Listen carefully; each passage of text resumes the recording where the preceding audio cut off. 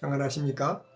오늘은 열왕기하 14장 남유다의 아마시아 왕과 그리고 북이스라엘의 왕 여로보암 2세의 통치에 관해서 함께 생각해 보고자 합니다. 1절에서 14절입니다. 남유다의 9대왕 아마시아는 25살의 왕이 되어서 29년간 다스렸는데요. 그는 다윗과 같지는 못했습니다. 하지만 그의 아버지 요아스의 신앙을 본받으려고 애를 썼죠. 하지만 산당을 제거하지 않아서 백성이 여전히 산당에서 제사를 드렸다고 합니다. 산당은 민간 신앙으로 뿌리 내렸기 때문에 강력한 리더십이 아니고서는 사실 힘든 일입니다. 아마시아는 왕으로서의 입지가 굳혀지게 되자 아버지 요아스를 살해한 자들을 처형하게 되죠. 그러나 자기 감정대로 하지는 않았습니다. 모세의 율법을 따라서 신명기 24장 16절의 말씀을 따라서 그 자녀들을 죽이지는 않았습니다. 아마시아는 하나님의 은혜로 에돔을 쳐서 많은 사람을 죽이고 셀라, 에돔에 수여있던 셀라를 점령했는데, 셀라라는 뜻은 반석이라는 뜻을 가지고 있고 많은 요새를 가지고 있는 그런 도시였습니다. 이곳은 수리아와 메소포타미아, 애국과 아라비아를 잇는 교통의 중심지였습니다. 에돔을 쳐서 승리한 아마시아는 마음이 교만해져서 북이스라엘과 전쟁을 하기를 원했습니다. 그래서 북이스라엘에게 사자를 보내서 우리가 서로 대면하자, 다시 말하면 전쟁하자, 선전포고를 한 것입니다.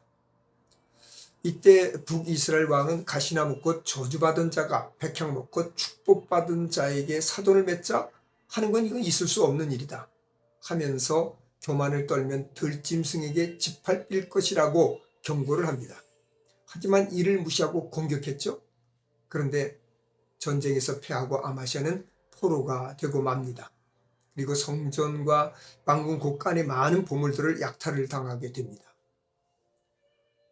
아마시아는 북이스라엘의 요아스 왕이 죽은 후에 예루살렘으로 돌아와서 한 15년간 더 살았는데, 아마시아는 반역하는 무리를 피해서 라기스로 도망했습니다. 하지만 자객들에 의해서 살해를 당하게 되죠.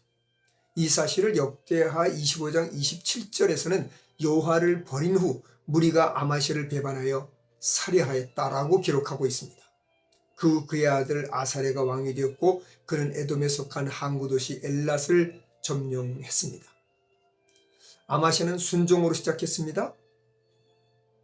그러나 교만함으로 모든 것을 잃게 되고 불순종으로 결국 살해를 당하게 되는 이런 비운의 사나이가 되고 말았습니다. 23절에서 29절입니다. 이스라엘의 왕 요아스의 아들 여로보암은 41년간 다스렸는데 여호와 보시기에 악을 행했다라고 기록합니다. 그의 악행, 곧 이스라엘의 우상 숭배를 말미암아서 아람에 의해서 억압을 받게 되고 고난을 당하게 되었는데 그를 돕는 자가 없었다고 합니다. 그러나 때마침 아수르가 아람을 공격해서 다메섹을 점령하여 혼란을 한 틈을 타서 여로보암이 아람을 공격해서 옛 땅을 회복하게 됩니다. 이는 그가 잘났기 때문에, 힘이 있기 때문에, 이스라엘 백성들이 선하기 때문이 아니라 여호와 하나님께서 선지자 요나를 통해서 말씀하신 대로 이스라엘의 영토를 회복하게 된 것이죠. 하나님께서 약속을 잊지 않으시고 은혜를 베푸신 결과입니다. 여로보암이 죽은 후 그의 아들 스가랴가 대신해서 왕이 되었습니다. 사람의 기준은, 사람이 사람을 평가할 때의 기준은 그 사람의 능력이나 그 사람이 행한 일을 가지고 평가합니다. 그러나 하나님의 평가 기준은 어디에 있습니까? 그것은 하나님 말씀에 순종하느냐 안 하느냐를 가지고 평가를 하십니다. 우리에게 주어진 모든 복은 하나님의 은혜입니다. 하지만 하나님의 은혜를 잊으면 우리에게 주어진 복도 모두 다 빼앗긴다는 사실을 아마시아를 통해서 우리는 배우게 되었습니다. 우리에게 주어진 은혜, 우리에게 주신 복을 잘 간직하고 하나님 말씀에 순종함으로써 그 복을 간직하고 누리는 그런 귀한 성도들이 되기를 간절히 바랍니다.